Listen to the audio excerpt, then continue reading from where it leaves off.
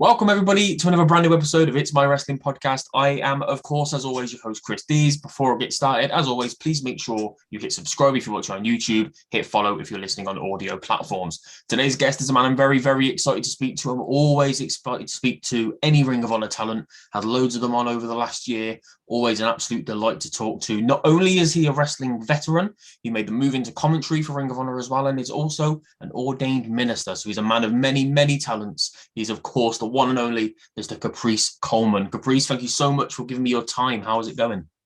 It's going well, man. I'm glad to be here. Thank you for having me on here. No, man, like I say, the pleasure is absolutely all mine. As I say, I've had loads of Ring of Honor talent on in the past. Love talking to you guys. Such a family feeling amongst the roster whenever I've spoken to anybody from the promotion. And I think that's, honestly, I'm just going to get straight into it because that's where I really want to start and speak about Ring of Honor. The fact that you guys are all such a tight-knit family, it always feels like you've really got each other's backs. Nobody is ever looking to leapfrog anybody else. So obviously the news that's come out in the last couple of weeks has been incredibly surprising. I'm sure you've already spoken to loads of people about it. I'm sure you've done podcasts and interviews where you've been asked about it. So I'm sorry if you're just repeating the same information, but I'm really keen to hear it from as many different perspectives as possible. Like when the news came out, just for me as a fan, I sat there speechless. I was completely shocked. So have you had time for it to really sort of set in? Has it started to make sense what's going on with Ring of Honor for you? Not really makes sense, but it's wrestling, and we get it. And I don't think anybody really has hard feelings because during the pandemic, a lot of people lost their jobs, and WWE threw away, put a lot of people on, on hiatus and other talents as well. And Ring of Honor was the company that was like, no, we're going to hold on to everybody, and I think it caught up with them, so it's kind of like they tried to do what was best. And it didn't work. So their heart was in the right place. I'm sure if they had to do things all over again, they might have done some things different, but we have what we have. And I can look back and say that their heart was in the right place, even with the COVID protocols that they had. They were really serious about that. And even spending more money with our stays and the testing, because we had to get tested before we got there, tested when we landed, tested before we left. We all stayed, instead of being like roommates, we all had single rooms and we couldn't leave the hotel. The hotel had to be cut off for us. And it was a lot into it. And they continued to do that. And they were willing to do it through the rest of the year, just to protect us. So when you think back in hindsight, if anything, they really lost it for taking care of us, if you think about it. Yeah. And that's been a big topic of discussion today, because obviously I don't want to focus on what's happened in other companies too much, but obviously WWE have just released loads more superstars completely out of the blue. And one of the big things that I've come up seeing is people are saying, oh, well, why is nobody angry at Ring of Honor doing it? And it's a completely different situation. Yeah. Ring of Honor, like you say, they looked after you guys really. It's incredibly noble what Ring of Honor did during the pandemic, because, they didn't have to. I know obviously their heart was in the right place, but like you say, they could have done things slightly differently and maybe they wouldn't be in the situation they're in now. But nobody was thinking about that during a pandemic, were they? We just wanted to look out for each other. So it's difficult, it's awkward, but no, you've got to take your hat off and respect Ring of Honor for what they did. It was incredible. But one other thing I wanted to ask about that, though, I had your colleague Shane Taylor on the show just a couple of days ago. And he said something that really surprised me. He said that he wasn't surprised. He saw it coming. Did you, or the majority of you, did you have any idea at all? Were there any rumblings? Was there any rumors going around, any whispers backstage behind the scenes, or was this a complete shock? Not rumors or anything, but I can see where Shane Taylor's coming from, because there were times where I was home and I was trying to figure out where the money was coming from to take care of us, because the fans weren't there, the TV show. And then we were we shot reruns for a month, and then we were doing tapings, and it was like they were paying us, but I couldn't figure out where the money was coming in to. So I just figured, Sinclair has it. But then I was like, well, do they really have it? And then, in the back of my head, being a mathematician, I was trying to figure out how it works. You know what I mean? Yeah. And so when we got the call, I was kind of like, yeah, I saw, you know, you kind of saw the writing on the wall, but it wasn't like anything shady. It's just, to me, things didn't add up. And so, like, in my head, it just didn't add up. And so when we heard about it, when we were told, it was kind of like, yeah, you know, like, we get it. You know what I mean? Like, it's like, we get it. Yeah. So I see different people have different views on it. And I definitely see what Shane was talking about, because like I said, I remember sitting down sometimes and just thinking like, man, they really taking care of us. And like, you know, they didn't cut our pay, didn't like say, hey, let's do half, or let's do this until we see, or, you know, and then we were given more incentives than we were with crowds. You know, with the crowd away, we were given more incentives. And also, it was almost like they were definitely spending more on us with the crowd wasn't there, and there was nothing coming in to facilitate, you know. And so, yeah, I just really couldn't add it up. And there's more than just the crowd that pays for Ring of Honor, you know, but like, that's just, you know, my part, my writing on the wall was trying to add it up that way. Yeah, absolutely. I think what Shane said to me that really hit the nail on the head was like, it was a shock, but it wasn't a shock. Yeah. No, I mean, like, but as I say, right, that's enough focusing on that. Obviously, it's a horrible situation. I hope by the time April 2022 comes around, we have Ring of Honor back. So fingers crossed, because I think that's the thing that we need to make sure people understand, is that bad news is going to spread fast, and people will make bad news worse if you let them. And so the bad news is, oh, Ring of Honor is closing. No, it's taking a hiatus. You know, basketball takes seasons off. Football takes season off. Baseball takes season off. Wrestling never takes a season off. You know what I'm saying? This company is saying, hey, we're taking a season off to revamp.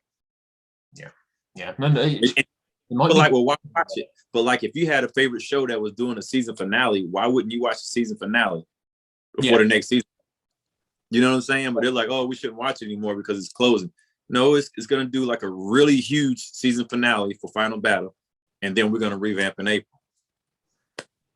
There you go. Yeah, I know it's crazy. It's people trying to put a different narrative on it, isn't it? For social media, for likes and for comments. I think people thrive off bad news, and some people want more bad news, and they want to spread it. And a lot of people that I feel are spreading that news are people that never really supported the product anyway. You know what I mean? So it's like they're hearing something bad and they just want to harp on it, or whatever, when they were really never a part of the process anyway. And if they were a part of the process, they would fully understand what's going on. Yeah, no, of course. Like, I from the outside looking in, just as a fan, like, I'm really active within like the internet wrestling community.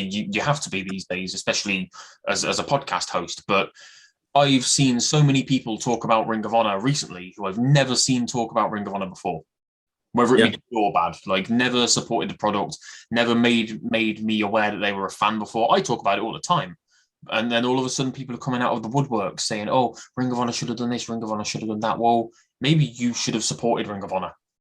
Yeah, and it's just the fact that they didn't. And whether they did or didn't, it's just now you want to talk. You know what I'm saying? It's almost like, you know, a team winning the Super Bowl or the NBA championship, and now you're a fan of them. It's like, it's the opposite. You know what I'm saying? Like, now you want to put the shirt on, or now you want to take the shirt off, or now you want to harp about it when you really never said anything about it before. Yeah, sunny day fans, we call them in the UK. Like, they just put the jersey on a nice day. Or when that's what's so dope about this, though, bro. Like, I know you're saying you have some of us on, but like, y'all in the UK watching us, supporting us, know what we're about. Like, that's so dope, man. That's why I'm glad to be here. Yeah, man. Fight TV, when you guys got onto Fight TV, that really changed the game for us, because it was that was the problem I always found with Ring of Honor. Like, I knew of Ring of Honor, and I knew what you guys were doing was great, but I didn't really have much of a way to get that content.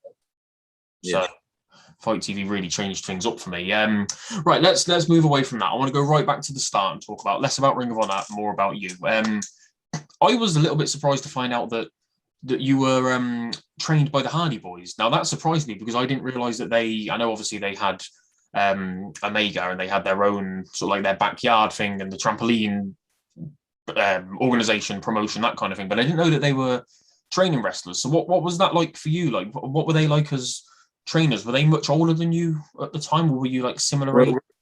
we're all around the same age, actually. Matt's maybe 1 or 2 years older than I am. Jeff and I are like really close to the same age. And so we've all been around the same time. They were the TWF, the Trampoline Wrestling Federation. And I was not part of that, but I was a huge fan of it. They used to have a video in the video store, believe it, Blockbuster, the local video store was Sandhills Video or something, to where they actually got their videos. They would do shows on the trampoline and they would rent out the videos in the video store, and I would rent the videos out and just watch them. And then later they turned into like East Coast Wrestling Federation or Wrestling Association or something. And then it was NFWA, like New Frontier Wrestling Alliance. And then Matt had a dream. Like I was there with the New Frontier Wrestling Alliance. And then I was there when Matt came to wrestling practice one day. I was like, man, I had this dream about changing everything to Omega. We was like, what's Omega? He was like, Organization of Modern Extreme Grappling Arts. He was like, okay. Like Matt was always like the brainchild, behind that. And as a trainer, it was dope actually, because Matt was more the serious, like, this is how we wrestle. And then you're learning how to bump and you're learning how to do the wrestling things and all that. And then you see on the other side of the ring, Jeff has this mat. Jeff and Shannon has like this mat in the ring, and they're like doing flips and dives and all that. So you're like taking your bumps and kind of like looking to the side and doing what you need to do, and kind of always looking there. And then after practice, you're like, hey, can I jump off? And so like you're waiting to after practice to try the cool stuff that they're doing or whatever. And so like it was a great experience, man. And at that time, they were just trying to make Omega big. They had did WWE stuff and they had did some spots or whatever like that, and we were all happy about it. But it was really like about, making our organization big, and it was huge. It was getting bigger and bigger. Then they got pulled out, and like I was happy for them. It was like a great experience, and for me, that was really all I knew, And then within Omega, when Omega wasn't running shows, we were going to other shows, and we were going to these other shows, and the people that were wrestling there were like really like old school 1980 basics wrestler. Like if they did something off the top rope, it was like a splash, or that was the high flyer, you know what I'm saying? And so here we come to these shows, like two groups of cars or whatever, and doing moonsaults, backflips, and jumping through stuff and all that. We were way ahead of our time, and we were the spot monkeys. Yeah. We that's what Matt gets that we were the spot monkeys, because it's like, oh, y'all a bunch of spot monkeys, y'all doing this, but we latched onto like the Lucha Libre and ECW style, and that was like us. And that's where it came from.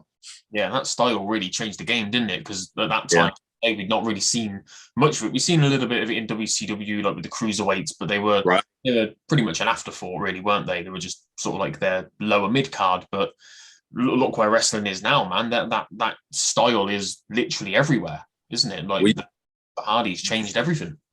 Absolutely, they saw that style, man, and that's what they latched on to, and that's what our shows were about. We were like the high fly. Everybody was some kind of innovative high flyer, or like an innovative power guy. But like innovation was like our thing. We did stuff nobody else did. We were way ahead of our time. Yeah, man, absolutely. My favorite tag team of all time. Jeff Hardy's my favorite wrestler of all time. So when I realized that you trained with them, I was like, I have to ask, because that's such a cool little thing. Because like I say, I didn't really realize that they were training people. So that's really cool. After you were done with those guys, you started to make appearances for the NWA, didn't you? NWA Wildside. Yeah, that was actually through them too. Shannon and Shane, Joey Matthews, and all. They were trying to get me to come up there. And then when I finally had a chance to come, because I always had a full-time job. That's all they did was wrestle. And I had a full-time job. I lived on my own, so I couldn't like just drop everything. I was working in a plant, going to college. I paid my way through college and all that. So everything I was doing with wrestling was like a hobby, but for them, that's all they ever wanted to do. So I'm paying bills with my job and just trying to get days off and all that. That's like all they did, with their parents, and they wrestled. They came. That was all they did, and they had friends that like one friend had a landscaping job, so if they needed money between wrestling, they could work landscaping or whatever like that. But like I was like, the working 9 to 5 or 6 to 3 or whatever like that, and then off on the weekends. And if there was a show Thursday or Friday, I had to get a day off work or, stuff like that. So I wasn't able to move like them. And if I had to do it all over again, I probably would have done that. I mean, my advice to anybody that's like, oh, what would your advice be to the young up and coming generation would be like, if you're going to do it, go all out with it. You know what I'm saying? I would have done that. But at that time I didn't, but they pulled me along the ride and all. And then Shannon kept telling me about NWA Wildside. And when I finally got a chance to get up there, Shannon and Shane, they were there for a little while, but they got moved to Memphis with Burt Prentice, ended up going to WCW. And I was at Wildside. I'll be honest, I'm not really, I'm familiar with NWA, the NWA that we have now, but I wasn't really familiar with it around that time. Was it televised, Wildside? Yes, it was televised. And it was actually like televised, like I would say nationwide, but on different channels. And the reason why I know that is like I was doing NWA Wildside and I would get phone calls every once in a while. Hey, I'm here in so-and-so. I saw you on TV, man. Where you at? I'm in California and I'm in so-and-so. And it's just like weird channels that would just pop up on that people will watch it and they will like call me and tell me about it. So like, I thought that was it. When from Omega, I was like, what's going to happen after Omega and the NWA Wildside? And NWA Wildside was like, Ron Killings was there, who's, what's his name now? Dang, I feel crazy now. R-Truth. Yeah. Styles.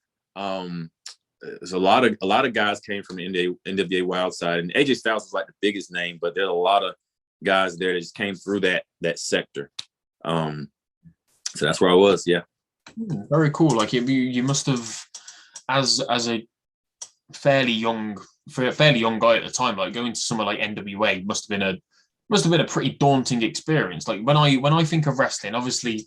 You think of WWE, but when you think of proper wrestling and traditional wrestling, I think of the NWA because it's a lot more traditional. There's a lot more of those, like the proper, the deep roots of wrestling all the way back to like the territories and those kind of days. So that must have been pretty daunting, surely, for you as a fairly young man going into such a well-established, well-known organization. And the NWA at that time, was territories again, and it was kind of like you could buy the NWA name. So they had like NWA California, NWA Tennessee, NWA Mid-South, NWA Wildside, NWA Florida, or whatever like that. So it was like different NWA spots, NWA Canada, that were part of the NWA logo, and they were all like sectors. So it was like you had territories that had the NWA name, but like they had one champion. You know what I'm saying? One champion, a national champion, a tag team champions, and then each individual territory had their champion and their television champion or whatever like that. And so that's the way it worked then. And NWA Wildside was really like kind of like their version of Omega in a way, because like they had the different wrestlers there. Like they had the Ron Truth Killings, they had the AJ Styles, the Jason Dazzes, they had like just guys that were really different there. And that was actually the first place that I went to after Omega where other people were like as athletic as I was, and so I would say that NWA Wildside is where I was forced to be different, because I'm thinking I'm going there with a moonsault and with this and a corkscrew and I could do the Gators, I don't know what they call it, Billy Kidman's move, what's it called? The shooting star press. I could do the shooting star press. I was doing all that, and I was thinking like I would be like wipe the house with all these guys, and then you go out there, AJ Styles doing everything that you could do. I'm like, oh crap, yeah. And there were other guys that could do it, and so it was cool. But then it was like, well, what makes me different? And they handed me a microphone, and that was it. And my difference was the microphone, and so they could wrestle and do all that stuff, and I could wrestle, do all that stuff, and I could talk on the microphone. And so that was what forced me to be different.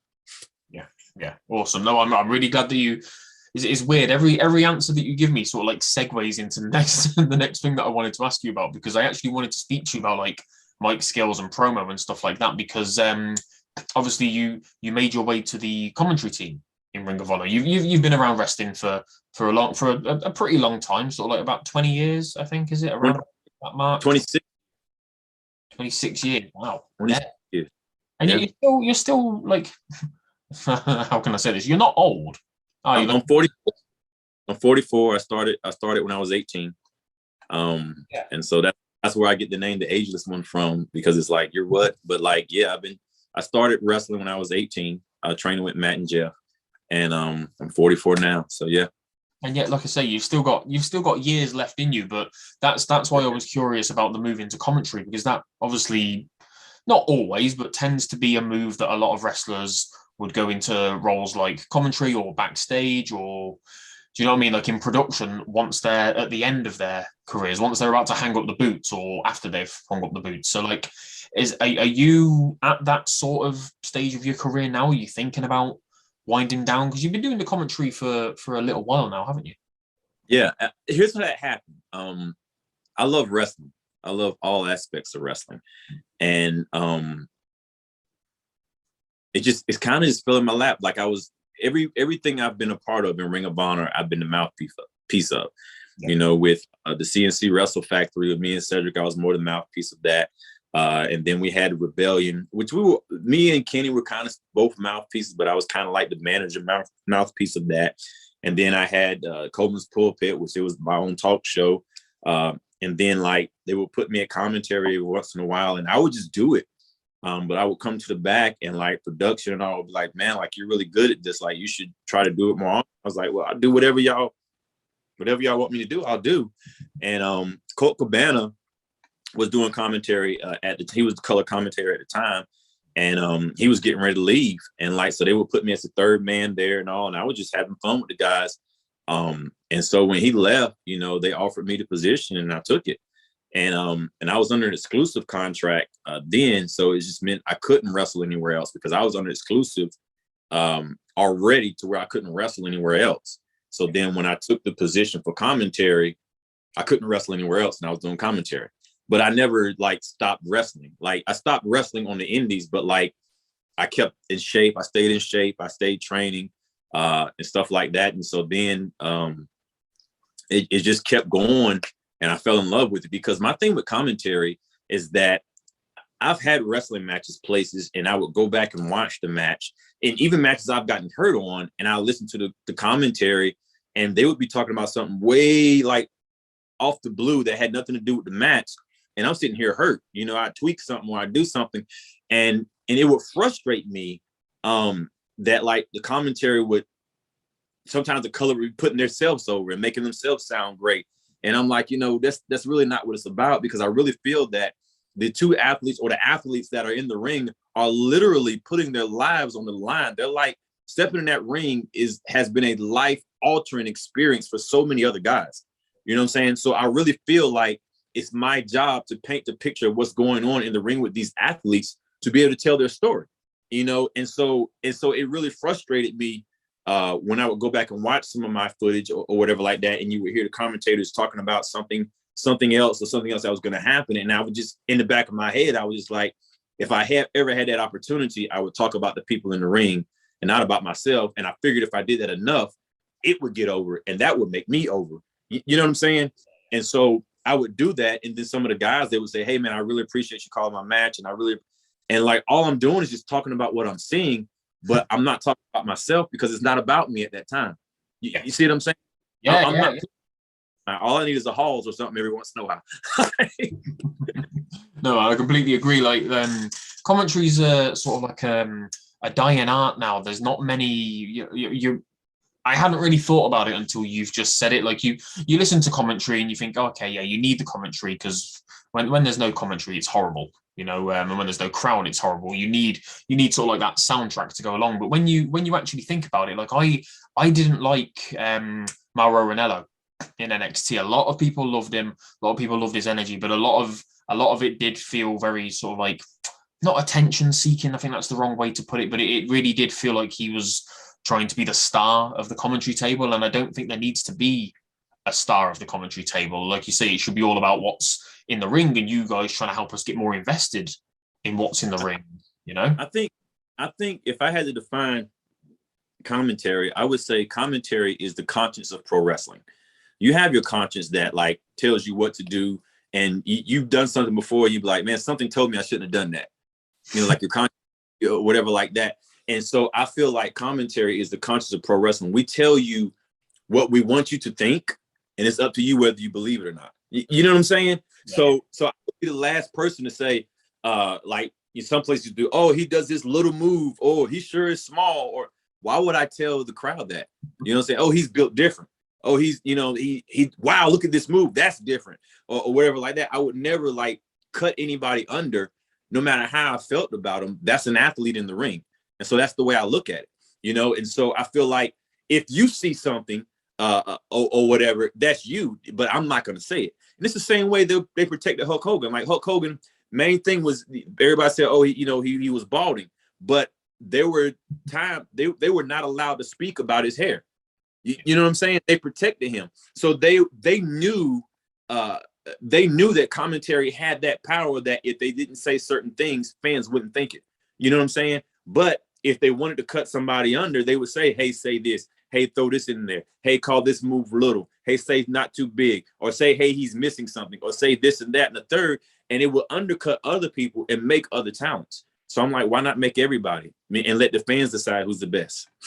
Yeah, there's definitely an art to it, isn't there? Of like, depending on what sort of commentator you are as well, because obviously you always get your heel commentators, so you expect that kind of thing from them. But I think there's still a way of doing it without burying. Absolutely. You could be a great heel commentator without burying talent. You know, there's a lot of great ones out there, you know, and I like, actually, personally, there's a wrestler at Ring of Honor that does comment, Silas Young. Yes. He's phenomenal at it because he understands and he gets it. And like, he might say something every once in a while, but he's still upholding the talent, you know, because I believe if you're in that ring, and especially if you're on our roster, there's a reason why you're there. You just didn't show up one day and said, I want to be a pro wrestler. Like, you went through steps to get where we are. So we should tell you what steps you went through. We should tell you why you're here. We shouldn't make you seem like you shouldn't be there, because then somebody that's watching it or just turn on the TV for the first time and be like, yeah, why is he there? You see what I'm saying? Yeah. And so the power of the commentary team.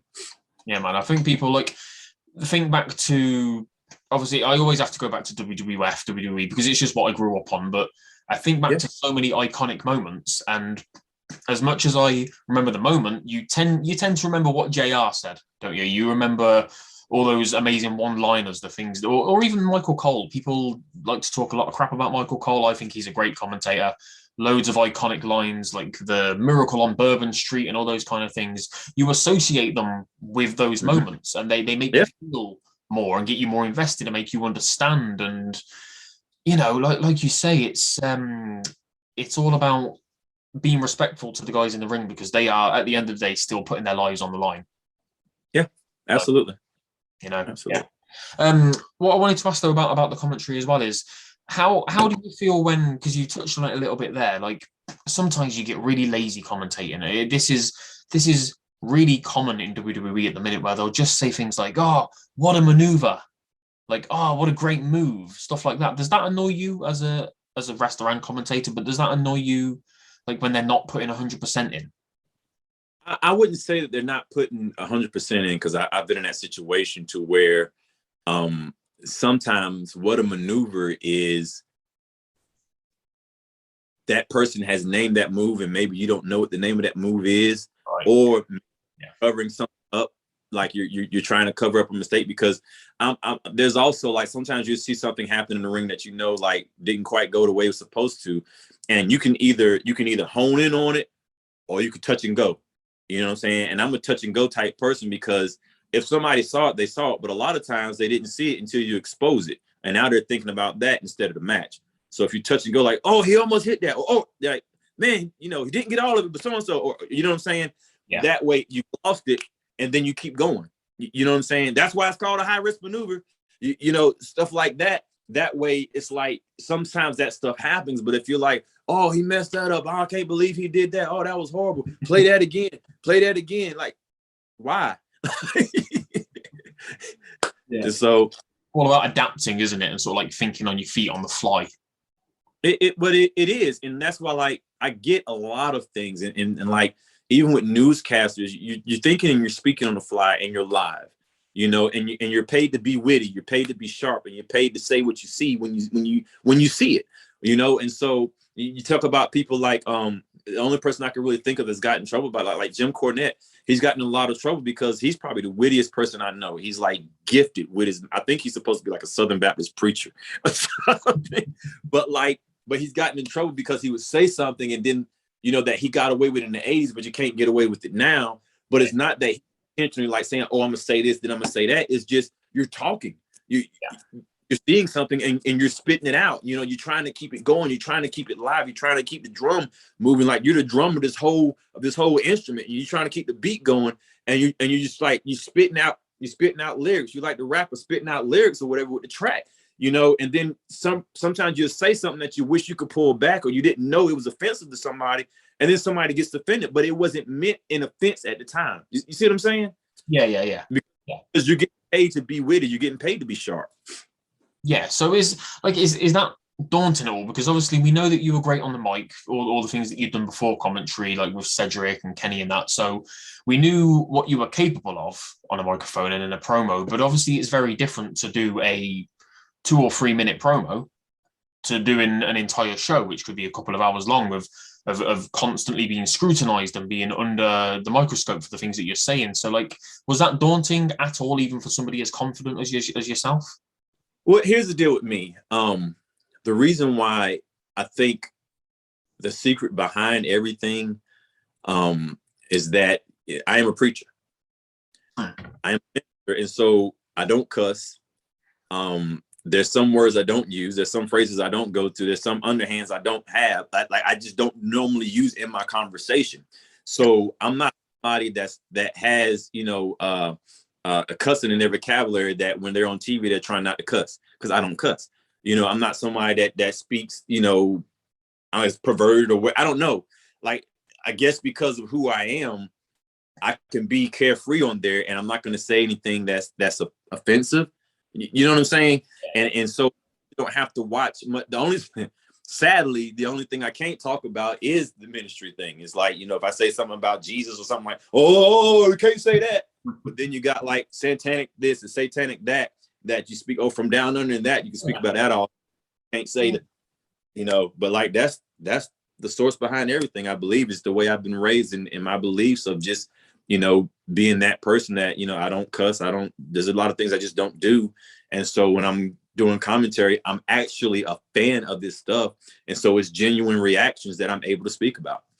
Yeah, man, that's a really good point. Like I'd literally never ever thought about that. You obviously WWE have dabbled with religion a little bit when it was when it was Vince McMahon versus God at that period. But you don't really see religion come into wrestling. But you're right, you see so many demonic things and the Undertaker and Satan and vampires and that I never really thought about that. That's weird how they will allow one thing but not the other. Is that sort of just like is it an unwritten rule or? It's not weird at all. It's intentional. I'm just leave it like that. Okay, right. Fair enough. Yeah, we'll leave that alone. I'll Google it afterwards and see like if there's something that I'm missing, maybe. Right. It's just like, some things are sensitive to some people and some things aren't sensitive, and so it's kind of what I've done is instead of me harping on it, I take what I'm giving it and I make the best of what I have. You know what I'm saying? I can be positive without saying Jesus and without saying God, or I can still be who I am. I can still have an impact. My impact is not those words. That impact is who they are through me. So I can still be impactful just by being me. And I can walk the line that you tell me to walk and still be impactful. That's just who I am. Yeah, that's the best way to be.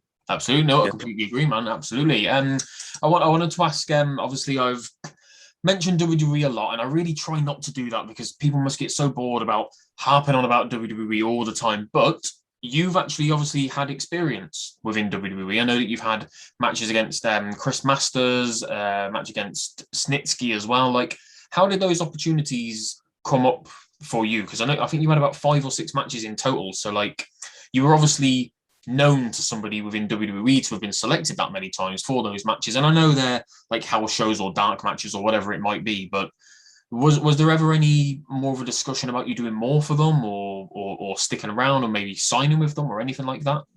Oh yeah, absolutely. It all came from NWA Wildside. And they would contact Wildside and it got to the point to where anytime the WWE was in North Carolina, Virginia, South Carolina, like surrounding areas, I would get the call. And I believe through by the grace of God, like my work ethic got to the point to where people would request to work with me, and it just kind of happened to be the pick of the draw to where when somebody was really interested in me, they would get transferred to something else, or they would lose their job and it would change, and so if you look at the times I was there, it was like different people in charge, like almost every year. And so every time I came, it was almost like reintroducing myself over and over and over again, because the management would change and the people that were in charge would change.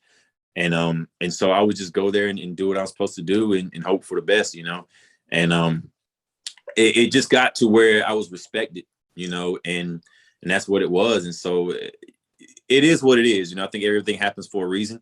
I can't be mad at anybody because I don't believe anybody had it out for me. But then, there are also other things at the time that I was looking at WWE that WWE was that they're not anymore, because, you can be now you can be great and make it. But back then it was kind of like they had certain people for certain positions. And once that hole was filled, it was filled, Yeah. And unless you really stood out somehow, then, it just was what it was. Yeah. But what's nice about it is like you're clearly not sour about not signing for WWE. I'm not going to name who it was, but I've done an interview with somebody who had done a few matches for WWE similar to you, like dark matches, house shows, that kind of thing, enhancement talent, or whatever you want to call it. And they were clearly a little bit resentful of the fact that they weren't picked up by WWE. But you don't seem to have any. The way you speak well of it, and like you like you don't have any regrets. I live, bro. I live life, man. I give the best with the opportunities that I'm given. You know what I'm saying? I can't make somebody decide something, and I believe like everything happened. Maybe I was protected by not being there. I don't know. Yeah. But it's not to figure out. My job is when I'm given opportunities to do my best at it, and then let everything else take care of itself. If I sit there and worry about things I don't have control of, I lose control of myself. There are a lot of things that I have control of that I'm supposed to take care of that I might not be doing a great job at. You know what I'm saying? But if I hone in on those things, those are the things that I'm supposed to take care of. And then from those things, other opportunities come. So I try to focus on the things that I can control. Yeah. No, absolutely. Why focus on the negatives? Why focus on what could have been? Just put 100%, 110% into what is. I completely agree, man. Absolutely. I think that's how we should all be living our lives. Like you say, it might have been a blessing in disguise though, because we've seen the way that the business has changed. We've seen the way that WWE specifically has changed, how many people they've got rid of over the years. And I hope you don't mind me asking, this is something that I spoke to Shane Taylor about. I've spoken to all of STP, Rev Ron as well, Moses Khan, all of those guys, O'Shea. Them all up on there.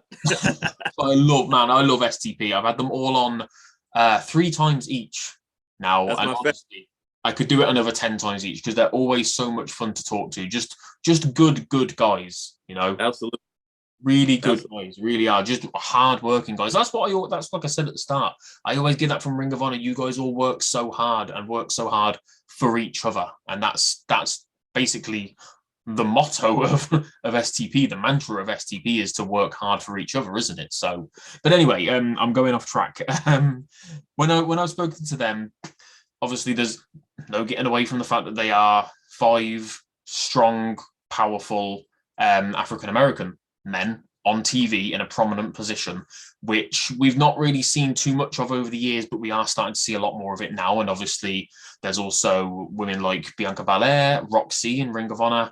Lots more representation is coming out over the years. How do you feel that the industry, the business is doing in terms of diversity, not just for Black men, Black women, African American, but also for Asian and mixed ethnicity and those as well? How do you feel, and what could be done more? I never know how to ask this question, but I'm always really keen to understand, because obviously it's not something that has ever affected me. It's not something I've ever had to deal with as a young white British guy. So how do you feel about it, about diversity and representation?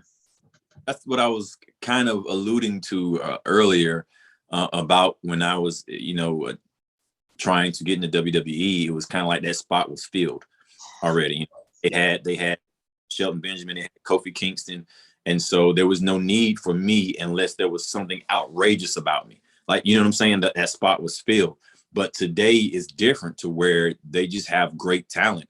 And if you're talented, you can make it, and so there was a shift somewhere. And I don't know if it's Triple H or whatever, but somehow they've been able to see that if you use everybody watches. Like, I think, and I hate to say it, like, I think what probably woke him up was like the Great Khali, if you think about it, because like the Great Khali, won the title, and it was like, oh, he's great, but he won the title because if he's champion, I was in Kuwait when the Great Khali won the heavyweight championship. I was working in Kuwait. I lived in Kuwait for 3 years. That was the biggest thing on base to the people that lived in India. I had a lot of friends from India that worked on the base. That were from India, Sri Lanka, the Philippines. And then there were Kuwaitis and then the Americans or whatever. But like, it was almost like the same thing like the Olympics in soccer. When the Great Khali won the championship, everybody that knew I was a wrestler came to my office that day, all my Indian friends, and was like, Khali's the champion of the world. He's the greatest wrestler of the world. He's the best. Like, it was a huge deal. And it's like people that never watched wrestling before, people from India that never watched wrestling before, were now watching wrestling because their champion was from India. And so now what WWE was a smart move was got a whole freaking continent watching wrestling because they made their champion from that continent. You see what I'm saying? And so, but the whole thing was about, like, if you put us there, we will watch it. And the thing about wrestling in the past is that, every once in a while you will have a black wrestler there, but they really wouldn't take them serious. But we were really taken serious in all the other sports. So why is pro wrestling the only sport that we're not good at? Yeah, absolutely. But like, so I don't know if this is something that you've ever noticed. I imagine you probably have. It's something that I've always noticed, literally every year. Obviously, Black History Month. We have it in a different month to when America do. I can't remember when it is exactly, but pretty much every year on tap when it rolls around, or at least sort of it probably stopped a few years ago, I'll be honest. But it seemed like every single year when Black History Month rolled around, boom, all of a sudden, we had a new black champion. We had a new black US champion or intercontinental champion. I think the last time I noticed it really was R-Truth was US champion. And I think it was Bobby Lashley at the same time became intercontinental champion. And it was like a week or a few days before Black History Month. And it felt very forced, and it shouldn't feel forced. But maybe, I don't know if that's me as a fan and I've been conditioned to think that way because of what WWE have done in the past. Like, those guys are two of the most deserving guys that I can think of for those titles, and not just because they're black. Like, is that something that's ever jumped out at you? I know Shane pretty much agreed with that it has sometimes felt a little bit forced, or like it's for marketing and promotional opportunities. It's almost like, you ever played Super Mario Brothers? You play that game? Yeah. God, so much. I think around February, black people hit the brick where the mushroom comes out.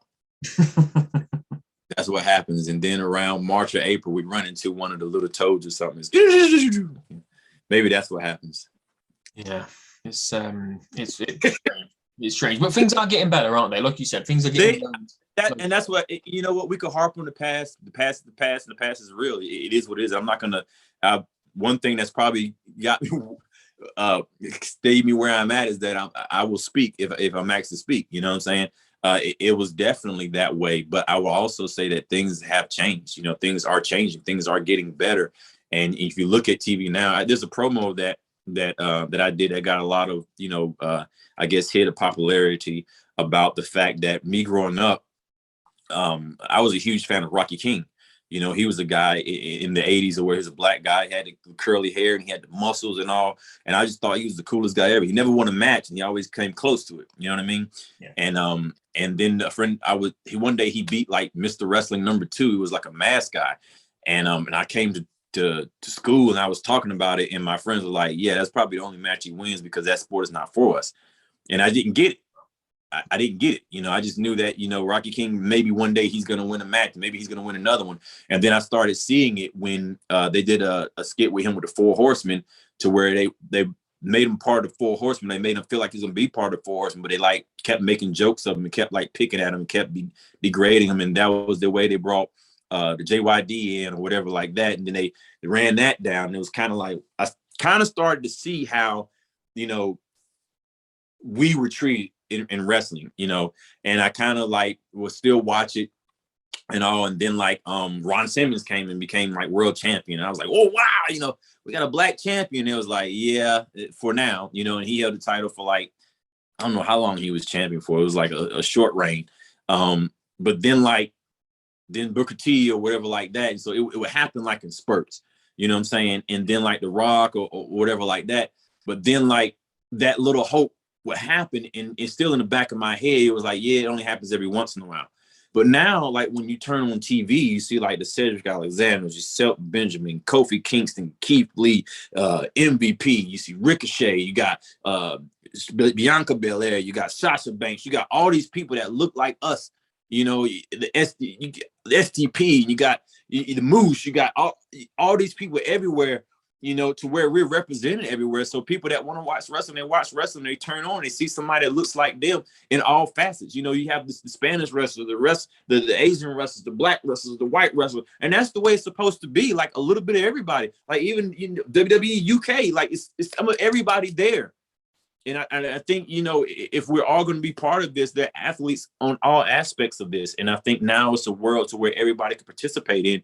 And now it's an even playing field, like even a more even playing field. I'll put it that way. Yeah, and I think like what strikes me the most is it feels normal now, and it should have always felt normal. I don't know if that sounds bad, but it feels like so like the example I gave of Black History Month and R-Truth and Bobby Lashley, like you noticed that like, oh, hold on, we've not had a black champion for a while, and now these guys have both got a title. Like, what's going on here? Like that conversation doesn't come up now. When Kofi won, when Big E won, when Lashley had his recent run as well, like it's just like, oh great, cool, I'm happy for them. Like I genuinely, you know, this probably sounds a little bit contrived, and I'm sure people probably won't believe it, but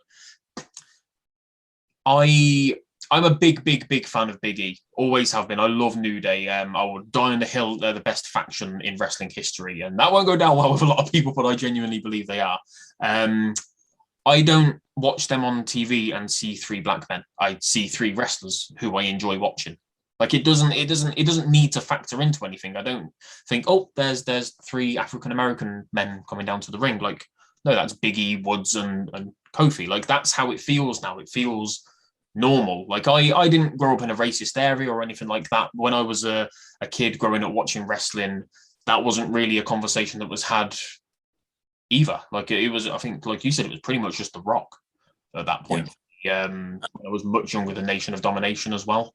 But there weren't really any conversations going around when they became champion about like it becoming more normal, because we knew it wasn't going to happen. We knew it wasn't going to be normal because there just weren't many on the roster, were there? I think in that same period of like the early 2000s, in terms of representation for women, it was just Jazz and Jacqueline. Like that was literally it. Yeah. Well, here's the thing with the New Day, and you kind of hit the nail on the head and didn't even realize it. When you saw them, you didn't see black guys, you saw wrestlers. And the reason why is because they were able to be themselves. Like Kofi and Big E and like they're nerds. Like they're nerds. They play video games and they just, that's what they do. And the great thing about that is, before, if you look at the past in the 90s and all that, if you saw one of us on there, we were a thug, we were a gangster, we were a rapper, we were this big scary guy that's like, fear us, you know, we're gonna rob you, we're gonna hurt you, we're gonna break, I'm Bad News Brown, I'm a bad, you know. But then you got these guys that come in like, yo, I play video games just like you play. I'm like, oh, y'all play video games? You're cool. We all kind of play video games, but they were allowed to do it. You see what I'm saying? And I think the power with them is expounding on our culture, that there's more to our culture than what is forced to be stereotypically shown on TV. You know, so some people say, oh, they're laughing stocks, they're clowns. But like, no, they're them. They're themselves times 10. I've been in places with Apollo Creed and all when he was at NWA Wildside with AJ Styles and all. They would be in the back playing video games until it was time for them to wrestle. That's just who they were, and they were allowed to do it on TV. And I believe, like, when I see the New Day, I see 3 guys that are allowed to be who they are and who they always were. And they weren't forced to be in a different character. You know, and if you look at Kofi Kingston before, he was kind of put into Jamaican gimmick and all that stuff until Shawn Michaels and Triple H was like, oh, what happened to your accent? You know what I'm saying? That promo, because that's what they saw him as. Oh, you're going to be a disc of that. When, like, he was already who he was, you know, and I believe the New Day was an expansion of, you know, we're not always the stereotype. There are some people that could do gangsters and all that. And there's a talk about, you know, when I was talking to WWE at the time, Laurinaitis was like, well, can you rap? Can you do this? And I was like, no, I'm actually a pretty intelligent person. Like, I can talk for myself. I'm not a rapper. I'm not a gangster. I'm not a thug. I'm not this. It was like, oh yeah, but they was talking about Crime Time. And like, if I would have been part of Crime Time, you would have been able to look at me and be like, this dude ain't no gangster. But you got JD with them jokers, they played that, they did it because they could do it. You see what I'm saying? They could do it and make it funny. And that just shows how multifaceted our culture is. We could be funny, we could be video games, we could be funny, we could be our truth, we could be scary, we could be smart, we could do all of it. We just need a chance to be able to show it. You see what I'm saying? Like, I wanted to be the $1 million man, if you ask me. You feel me though? Shane made a really good point, like basically similar to what you just said about New Day. Not only is that them guys just being themselves, but like amped up times 10. It's helped other young Black people, African American people to embrace that side of themselves as well, because like going to Comic Cons and conventions and being gamers and nerds and comic book geeks and stuff like that, Shane was saying like that's not really something that you know young Black men have had much exposure to. Like it's never really felt like it's something that you're allowed to get into. But seeing the New Day on there, seeing Xavier Woods on G4 TV and Up Up Down Down and things like that, it inspires you, doesn't it? It does, and like it inspires you too in a way, because like you said, when you said I didn't see them as, you know, Black guys, I saw them as wrestlers because you related to that. Yeah. And it's like we all relate if you let us. Yeah. But if you make us different, we're gonna be different. You know what I'm saying? If you harp on our differences, then you're gonna see our differences. But if you let us be us, you see we're all kind of the same. Yeah, man. We are. We're all just human beings. Simple. Yeah, we're all the same. We're all the same deep down. Absolutely.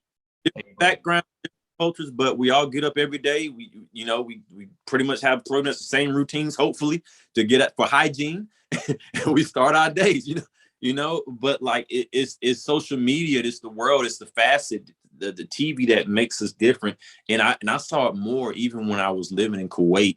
To where I would go certain places or whatever, and like some people would talk to me and they'd turn their head back and they say, yo, you know, because they thought, and I was like, no, that's not me. Like, you know what I'm saying? But then there's a lot of respect there as well. Like I have a whole nother conversation about my years overseas. But it's just kind of like what they see on movies and on TV is what they believe America's like. Yeah. Until they get, you see what I'm saying? And so it's kind of the same thing with WWE. And I was like, if you're forced to perceive that's what we are, when you meet us, that's what you think, you know, until you get to know that, no, we probably have a lot in common if you give us a chance. Yeah, because I'm assuming, obviously I've not been to Kuwait, but I'm assuming countries like Kuwait don't get much exposure to that side of things. So it must be hard to break away from those stereotypes for people over there. Well, it was until I was there a little longer, and like and it's actually like a really, really dope set. And like they it's a Muslim country, and it's really changed my view on a lot of things, because I've learned that everything that we see on TV and on American TV is what we're allowed to see. Yeah. It all goes through channels, you know what I'm saying? And what is spoke about is what we are taught to believe, but it's not the one. It's 3 sides to every story. I'll put it that way. And I'm a Christian, And I'm sitting here talking about a Muslim country, but I've also realized living in that country for 3 years, that there's their side, our side, and the truth. And the truth is somewhere in the middle, and if you've never experienced that, then you really won't understand it. You know what I mean? Yeah, absolutely. 100%, man. Right. So, first of all, it has been an absolute pleasure to have you on the show. I really appreciate you giving me your time. It means the world to me. Like I say, I such a huge Ring of Honor fan. So I want to end on a question that unfortunately I'm having to ask all Ring of Honor talent at the minute. I hope I'm wrong. Obviously, I hope by the time April 2022 rolls around, Ring of Honor comes back bigger than ever, stronger than ever, and just raring to go. But if things were to just at the drop of a hat tomorrow just end, if there was no more Ring of Honor, obviously I hope that's not the case, but if that was to happen, what in your opinion would be the lasting legacy of Ring of Honor? I know what it would be for me, but what would it be for you? The lasting legacy of Ring of Honor is pro wrestling, if you think about it. And the reason why I say that is if you look at pro wrestling now, if you look at WWE, if you look at AEW, if you look at any promotion now, their champions, their main guys are former Ring of Honor guys, and the way it is because we are the legit foundation of professional wrestling. None of our guys come from Ring of Honor and go into a training facility and then go to TV. We go from Ring of Honor straight to TV, whether it's NXT or whether it's WWE, whether it's TNA or whether it's AEW, whatever, because the foundation is set of wrestling with Ring of Honor. All they do is they give us a character or let us be, you see what I'm saying? But pro wrestling is foundation, I will always say, is Ring of Honor. And so you can look at whatever wrestling you choose to look at, and you're going to see a huge percentage of Ring of Honor there anyway, and that's why I've never really talked junk about any company, because here's my deal. I have friends at WWE. I have friends at AEW. I have friends at TNA. I have friends at MLW. I have friends at all these places. And when I see these guys, I don't look at they work for WWE, they're the enemy. It's like, no, my friend is able to eat now. He's able to pay his bills now. You see what I'm saying? My friend is I'm proud of him because we winning now. I remember when we was eating, fast food together because we was trying to get to the next show and was trying to sleep in. So unfortunately, we had some technical issues there, some Wi-Fi issues on Caprice's end. Real shame, but he was an absolute blast to talk to. We were about to wrap up the interview anyway, so it's not the end of the world. If you're looking for Caprice on social media, hit him up at Caprice Coleman. He's on all social media platforms. If you're looking for anything that he's got coming up soon, WrestleCade is going to be an absolutely huge event alongside loads of other amazingly talented Ring of Honor superstars. Thank you for watching, guys. Thank you for listening. You know where to find me. It's all going to be in the About section. Please, as always, make sure you hit subscribe. Please make sure you hit follow, depending on where you're watching, depending on where you're listening. And I'll hope to see you again next time on It's My Wrestling Podcast.